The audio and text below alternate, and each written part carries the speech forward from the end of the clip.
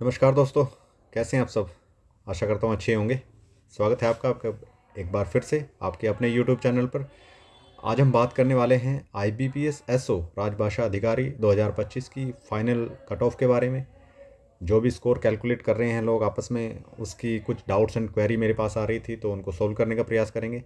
साथ ही साथ एक अंदाज़ा लगाने की कोशिश करेंगे कि कितनी जो है फाइनल कट ऑफ रह सकती है। देखिए, कोई भी चीज़ डाटा पर निर्भर करती है, तो जितना डाटा मेरे पास आया है, जितने लोगों से मैंने बातचीत की है, जितने मैसेजेस मेरे पास आ रहे हैं, कुछ लोग 40 नंबर लाकर भी थोड़ी असंतुष्ट महसूस कर रहे हैं, तो कुछ ऑप्टिमिस्टिक हैं 27 या 28 नंबर पाकर मेंस की परीक्षा में। तो मित्रों, बिल्कुल भी घबराने की आवश्यकता नहीं है। मैं अपनी तरफ से पूरा प्रयास कर रहा हूँ आज कि आपको हर एक चीज़ बिल्कुल बेसिक से समझा दूँ और आपके मन में जो भी थोड़ी बहुत शंका बची है इसकी मेरिट से रिलेटेड, इसके स्कोर कैलकुलेशन से रिलेटेड, वो सारी आपको बेसिक तरीके से समझा सकूँ। तो चलिए शुरू करते हैं। देखिए मित्रों, सबसे पहले हमें किस चीज़ का ध्यान रखना है कि हम किस हिसाब से काम कर रहे हैं। अगर आप प्रीवियस ईयर की जो ट्रेंड है उस पर अगर गौर फरमाएंगे तो आपको निश्चित रूप से एक अंदाज़ा हो जाएगा कि मेरिट कहाँ से कहाँ तक घूमती है। देखिए, पिछले 5 साल की मेरिट्स का मैं एक पूरा बैकअप प्लान बना के लेके आया हूँ कि आपको एक ओवरव्यू दे सकूँ किस तरह हमारी जो IBPS SO की वैकेंसीज़ रही हैं और कितनी वैकेंसीज़ पे कितना फ़र्क पड़ता है यदि हमारी मेरिट अप या डाउन जाती है। तो चलिए शुरू कर देते हैं। सबसे पहले देखिए, हमारे पास जो 2020 था, 2020 में 28 वैकेंसी आई थी। यहाँ पे मैंने 2 कॉलम बनाए हैं, क्योंकि कई बार ऐसा होता है जब हम कोई एग्जामिनेशन फॉर्म आउट होता है, नोटिफिकेशन आता है, तो उस समय वैकेंसी कुछ रही होती हैं। जैसे आप 2024 का एग्जांपल ले सकते हैं। 2024 में जब टेंटेटिव वैकेंसी थी वो 25 थी, लेकिन जब फाइनल रिजल्ट आया तब तक वो 75 हो गई थी बढ़कर। तो ऐसा एक बार हुआ है। और एक बार 2023 में या किसी और ईयर में, 2020 से पहले एक ईयर में मैंने शायद देखा था वो। तो मेरे पास ये 5 का डाटा बिल्कुल मैंने ऑफिशियल वेबसाइट से उठाया है, तो उसी को ध्यान में रखते हुए मैं इस चीज़ को बता रहा हूँ आपको। तो शुरू करते हैं। 2020 में 28 वैकेंसी थी, जो कि फाइनल तक 28 ही रही। यहाँ पे जो प्री की मेरिट थी वो 25.75 रही। मेंस जो कि आउट ऑफ 60 है उसकी 24.65 रही। और जो मिनिमम मार्क्स मिले, यानी जिसका सिलेक्शन हो गया, उसको 59.25 मार्क्स पे सिलेक्शन हो गया।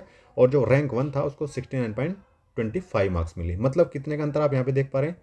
10 नंबर का है, जो कि फर्स्ट बंदा और 28वां बंदा दोनों के बीच में कितने मार्क्स का अंतर है? लगभग आप 10 मार्क्स का अंतर देख सकते हैं। इसी के साथ आप चलिए 2021 में आपको क्या देखने को मिलेगा? 2021 में आप देखेंगे कि हमारी जो वैकेंसी थी वो 84 थी, यानी काफ़ी अच्छी वैकेंसी मिली। फाइनल में भी 84 रही। 20.13 प्री की मेरिट रही। 23.25 आउट ऑफ 60 ये मेंस की मेरिट रही। और जब मैं इंटरव्यू के मार्क्स मिला के, जो लास्ट बंदा था सेलेक्ट होने वाला, उसको 61 मार्क्स मिले, और जो सबसे ऊपर वाला रैंक 1 बंदा था उसको 72 मार्क्स मिले। ये मिनिमम और मैक्सिमम मैंने यहाँ पे कॉलम में डाल दिया है। अब चलते हैं 2022 की ओर। 2022 में आप देख पाएंगे 25 वैकेंसी थी, अब तक की सबसे कम वैकेंसी। और प्री की जो मेरिट है वो 22.50, और मेंस की मेरिट आउट ऑफ 60 जो है 27.75। सबसे कम अंक प्राप्त करने वाला बंदा था 60, और सबसे ज़्यादा यानी रैंक 1 को मिले 71। यहाँ पे भी कितना अंतर देख पा रहे हैं आप? 11 का। यहाँ पे कितना देख पा रहे हैं? 11 का। जो डिफरेंस है रैंक 1 और सबसे लास्ट सेलेक्ट होने वाले बंदे में। अब देखते हैं जो 2023 की मेरिट। 41 वैकेंसी, 41 लास्ट तक रही। काफ़ी मेरिट डाउन आ गई, 12.63। मेंस की जो मेरिट है वो 23.15 पे गई, और 59 जो सबसे लास्ट वाले को मिले, और 71 जो है सबसे अंतिम वाले को मिले। यहाँ पे कितने का अंतर देख पा रहे हैं? 12 नंबर का। अब चलते हैं अंतिम ईयर में, यानी कि 2024 में। जिस जिस बार थोड़ा सा डिफरेंस रहा, पेपर पैटर्न भी बदला, साथ ही साथ वैकेंसी भी बहुत बार बढ़ी, एकदम से बढ़ गई। तो उनको जो जितने बंदे लिए हुए थे उन्हीं में से सेलेक्ट करना था, तो मेरिट काफ़ी डाउन रह गई।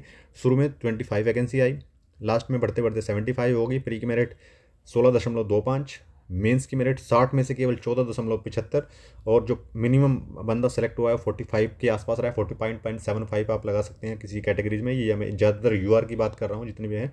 और जो अंतिम यानी रैंक 1 बंदा था वो 63। यहाँ पे आप देख पा रहे हैं कितने का अंतर है? 18 मार्क्स का अंतर है, यानी काफ़ी नीचे तक मेरिट को घुराना पड़ा, तब जाकर उन्हें 75 बंदे मिले। अब हमारे पास इस साल की बात कर लेते हैं। ये मैंने एक ओवरव्यू दिया कि जब हमारी मेरिट वैकेंसी पे क्या, देखिए आप वैकेंसी पे अगर आप थोड़ा सा नज़र डालेंगे, अब तक की सबसे ज़्यादा वैकेंसी कहाँ आई?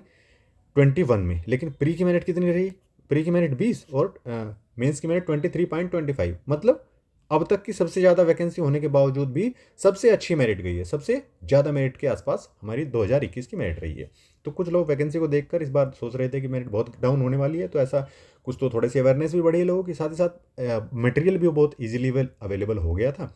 तो जिस वजह से लोगों ने काफ़ी अच्छा परफॉर्म किया है। लेकिन अब घबराने की आवश्यकता नहीं है, हम सब डाटा पे बात करेंगे। कोई भी चीज़ हम ऐसी नहीं करने वाले हैं जिससे हमें ऐसा लगे कि भाई कोई चीज़ हमारे पास नहीं रही है, या जो हमारे पास डाटा ही नहीं है हम उसको ऐसे ही प्रेडिक्ट कर दें। तो मैं पूरा का पूरा डाटा पे बात करूँगा दोस्तों।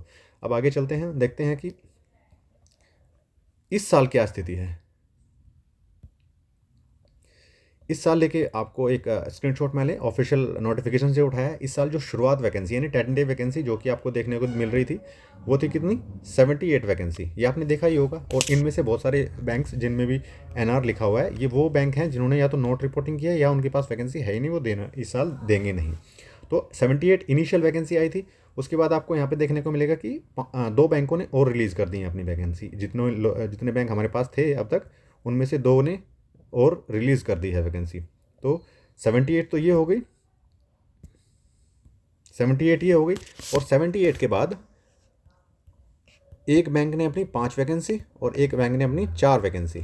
तो अब तक 87 वैकेंसी ऑफिशियली जो है अनाउंस हो चुकी हैं। 87 वैकेंसी ऑफिशियली अनाउंस हो चुकी हैं। इसमें आप ये भी देख पा रहे होंगे किस बैंक की कितनी वैकेंसी है। जैसे कि बैंक ऑफ बड़ौदा लीड कर रहा है 23 वैकेंसीज के साथ। इसमें 11 यूआर की, 2 ईडब्ल्यूएस की, 6 ओबीसी की, 1 एसटी और 3 एससी। बैंक ऑफ इंडिया ने दी नहीं। बैंक ऑफ महाराष्ट्र दूसरे नंबर पर शायद है, 10 नहीं 20 दूसरे नंबर पर सेंट्रल बैंक ऑफ इंडिया है जिसने कि 20 वैकेंसी रिपोर्ट की हैं। फिर चौथे नंबर पर, तीसरे नंबर पर इंडियन ओवरसीज़ बैंक है। फिर ये दोनों बैंक ऑफ महाराष्ट्र और पंजाब नेशनल बैंक 10-10 वैकेंसी के साथ चौथे नंबर पे हैं। और अभी 2 वैकेंसी शायद एक यूको बैंक ने दी है और एक मुझे लग रहा है कि कैनरा बैंक ने अपनी रिलीज़ कर दी हैं। तो टोटल वैकेंसी बढ़कर हो गई है 87 प्लस। हालांकि जो अपने मेंस में बंदे बैठे थे उसको जो इंटरव्यू के लिए कॉल हुए थे, यानी इंटरव्यू जिन लोगों को कॉल हुआ है वो 348, कितने बंदे हैं, 348 टोटल कैंडिडेट्स हैं जिन्होंने इंटरव्यू के लिए कॉल किया गया था। टोटल कैंडिडेट्स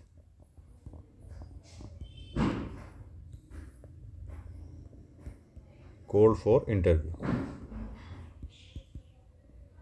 ठीक है। अब इनमें से कुछ अपीयर भी नहीं होंगे, इससे आप अंदाज़ा लगा सकते हैं कि लगभग, मुझे लगता है कि मैं जिन ग्रुपों से जुड़ा हुआ हूँ उन ग्रुपों में काफ़ी लोगों ने इंटरव्यू नहीं दिया। तो मैं 20 के आसपास, या आप इसे 28 के आसपास, क्योंकि राउंड पेपर में लेना है, तो 28 के आसपास आपसे ऐसा मान सकते हैं कि नॉट अपीयर्ड, अच्छे नंबर होने के बाद भी नॉट अपीयर्ड इन इंटरव्यू मान सकते हैं। तो अब आपके पास शेष जो बंदे बचते हैं वो 320 बचते हैं। 320 कैंडिडेट्स हैं जो इंटरव्यू में अपीयर हुए हैं। अभी दोस्तों बात करते हैं हमारे आगे के चरण की। आगे के चरण में आपने क्या है, इंटरव्यू देखा। अब करते हैं हल्की सी जो है एक्सपेक्टेड कट ऑफ की बात।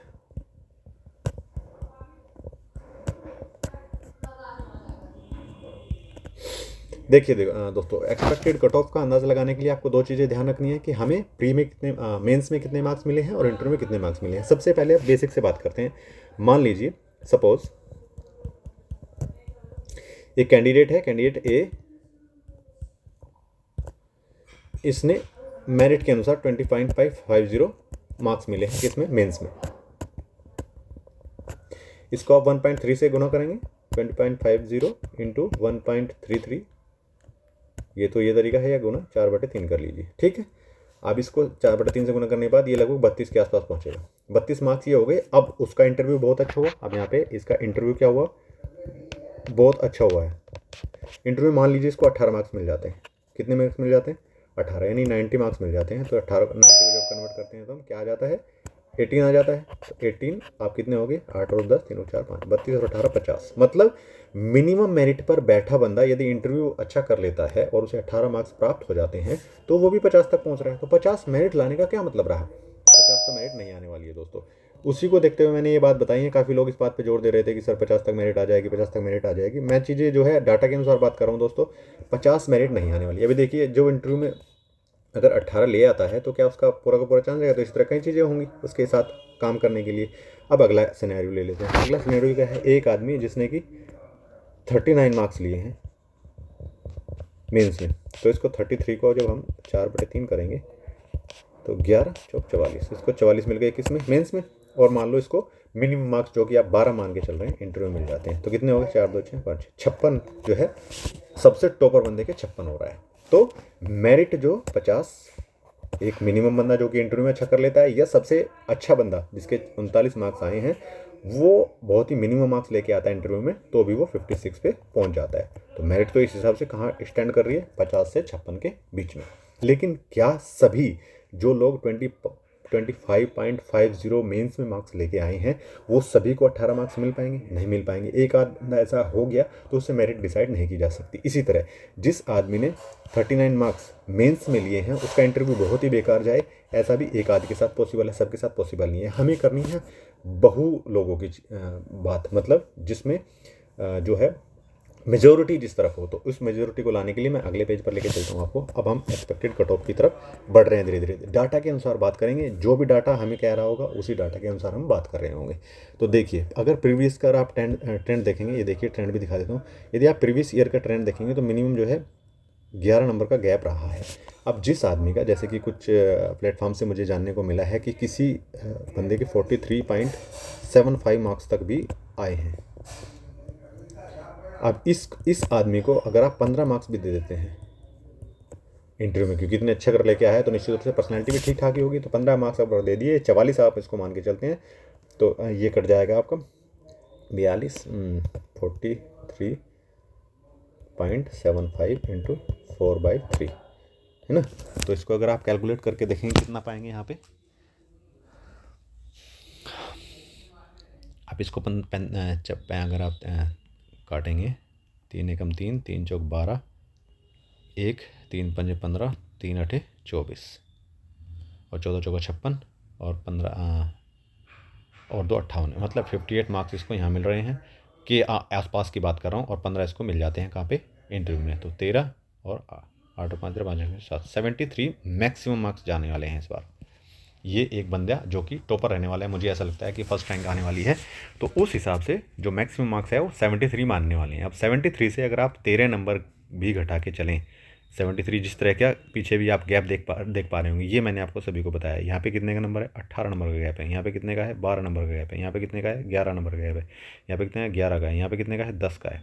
तो ये जो गैप है मिनिमम और मैक्सिमम वैकेंसी के बीच, मतलब रैंक 1 लाने वाले और अंतिम व्यक्ति जो चयन होने वाला है उनके बीच 10 से लेके 18 नंबर तक का गैप है। तो हम वही मेंटेन करके चल रहे हैं।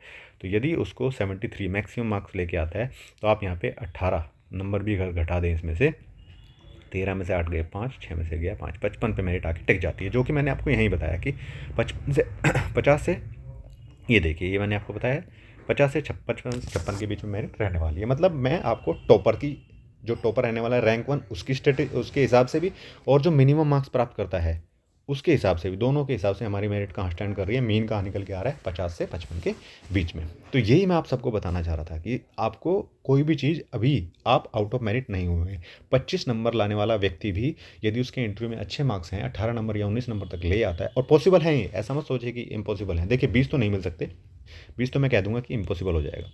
19 भी थोड़ा सा टफ है, 20 इम्पॉसिबल मान सकते हैं आप, वो किसी को नहीं मिलने वाले हैं। 19 अचीवेबल हैं बट वेरी रेयर। 18 17 टफ हैं बट मिल जाते हैं।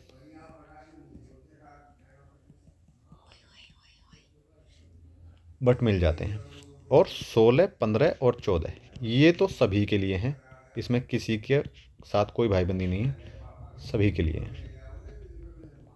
तो इस तरह से आपको क्या देखना है कि आप 20 और 19 की कैटेगरी में आ नहीं पा रहे हैं। 18 17 में क्या आपका इतना अच्छा गया है कि 18 17, लेकिन 15 16 और 14 ये 3 मार्क्स ऐसे हैं जिसमें सभी कैंडिडेट जो इंटरव्यू में अपीयर हुए हैं, मेरे हिसाब से सभी को इतने ही मिलने वाले हैं। तो इस प्रकार से मैं आपको दोनों के हिसाब से बता दी, यानी रैंक 1 जो कि 73 मार्क्स के साथ रैंक 1 है, यदि वो 25 मार्क्स, जिसने मेंस में 25 मार्क्स मिले हैं, वो भी यदि इंटरव्यू में 18 या 19 मार्क्स लेके आ जाता है तो वो भी इस कैटेगरी में आ सकता है, यानी 56 तक वो मेरिट में पहुंच सकता है। तो ये हमें इस बात की ओर इशारा कर रहा है कि मेरिट जो है वो 55 से तो ऊपर रहने वाली है और 60 के नीचे रहने वाली है।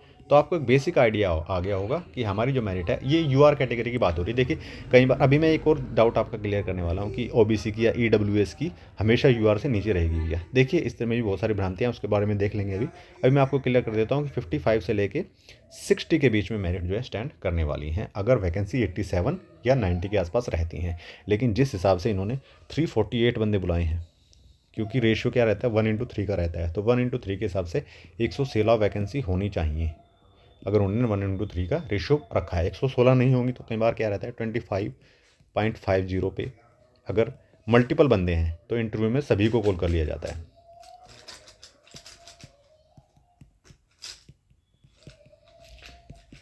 सभी को कॉल कर लिया जाता है, तो वहाँ पे हो सकता है 10-20 बंदे, 16 बंदे ऐसे मान लो आप, जो साथ में एक से एक जैसे मार्क्स कैरी करने वाले थे, तब भी 110 वैकेंसी तो बनती हैं।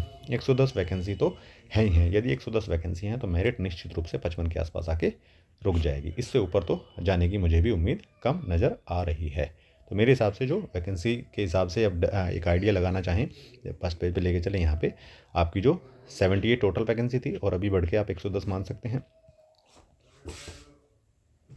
यदि टोटल वैकेंसी आपकी कितनी हो गई, 110 वैकेंसी हो गई टोटल, तो यहाँ पे मेरिट का एक अंदाज़ा लगा लेते हैं। एक्सपेक्टेड कट ऑफ यूआर मुझे लगता है कि 55 से लेके 57 के बीच। ओबीसी की वैकेंसी कितनी आ रही है ये देखिए, यहाँ पे एक अंदाज़ा लगाइए। ओबीसी की वैकेंसी 19 आ रही थी और अब अभी बढ़ के मेरे ख्याल से 25 के करीब हो गई है। तो अगर 39 बढ़ के ये 50 के आसपास हुई हैं। ये ओबीसी की 19 थी, 25 के आसपास पहुंच गई हैं। ओबीसी का क्या डिस्टर्बेंस रहेगा, यदि किसी ने एज वगैरह में या फिर नंबर ऑफ चांसेस में छूट के साथ क्लेम किया है, यानी फॉर्म में उसकी एज जनरल के बराबर नहीं है, यूआर के बराबर नहीं है, वो ओबीसी के कोटे से भर रहा है, तो कितने भी नंबर ले आए वो ओबीसी में ही रहेगा। और अगर ऐसा होता है और 2-4 बंदे या 10 बंदे 20 बंदे ऐसे हो जाते हैं, हालांकि ये जो फ़र्क है वो तब दिखता है जब नंबर ऑफ़ वैकेंसी बहुत कम होती हैं, क्योंकि 2-1 वैकेंसी में ही अगर वही बंदा जो जिसने एज वगैरह का क्लेम किया हुआ है उसी के मार्क्स सबसे ज़्यादा होते हैं, तो ओबीसी की मेरिट निश्चित रूप से बहुत हाई चली जाती है, या रिजर्व कैटेगरी की मेरिट बहुत हाई चली जाती है। तो ओबीसी के लिए यहाँ पे आप 1-2 नंबर डाउन ही एक्सपेक्ट कर सकते हैं। तो मुझे लगता है 53 से 55 के बीच।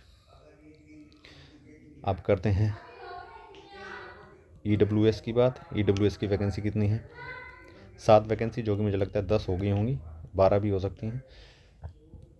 इसकी भी इसी के आसपास रहने वाली है, 53 से 55 के बीच। एससी की वैकेंसी 10 थी, 15 के आसपास हो गई हैं। एससी 15 मुझे लगता है सेम ही रहने वाली है, 52 से 54 के आसपास। और एसटी ये कितनी होगी, 50, 25, 75 और 12 87 और 5 92 और 10 102, 8 के करीब वैकेंसी हैं कितनी एसटी की। तो यहाँ पे भी आप ज़्यादा अंतर नहीं देख पाएंगे, 51 to 53।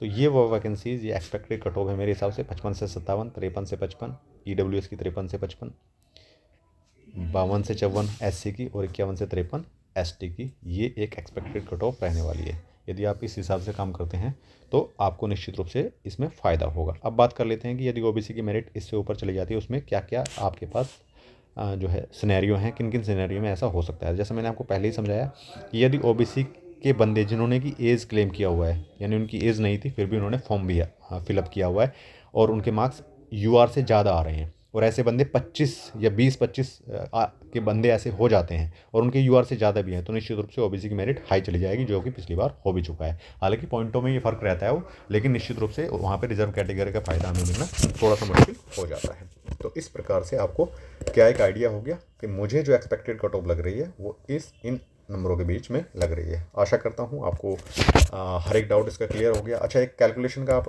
शायद पूछ रहे थे, कैलकुलेशन का भी एक बार क्लियर कर देता हूँ मैं, थोड़ा सा फंडा रहेगा। देखिए, जब स्कोर कैलकुलेट कर रहे हैं आप,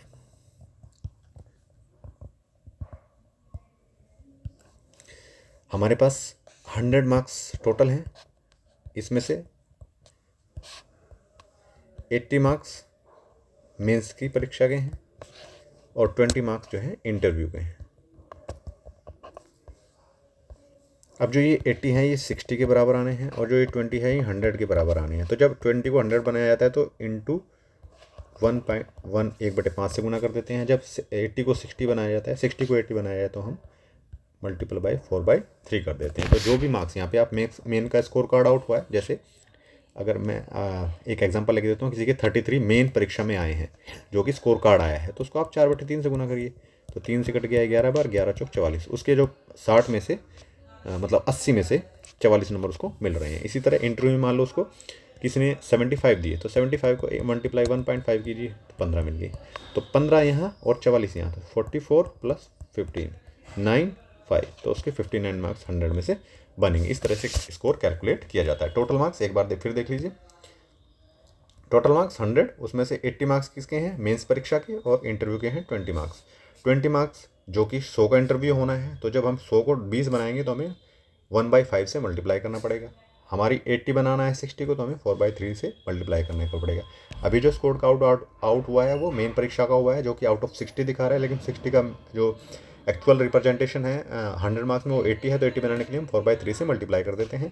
तो मान लो किसी को 33 मिले हैं, तो उसको 4/3 से मल्टीप्लाई करने के बाद 44 नंबर मिलते हैं, 44। और यहाँ पे इंटरव्यू में अगर जिसको 75 मार्क्स दिए गए हैं, जो कि इंटू 1/1/5 करने से उसको 15 मार्क्स मिल जाते हैं, तो यहाँ पे उसका टोटल बनता है 59 मार्क्स। इस तरह से आपका IBPS SO में नंबर या स्कोर कैलकुलेट किया जाता है। आशा करता हूँ यहाँ पे भी आपका डाउट क्लियर हो गया होगा।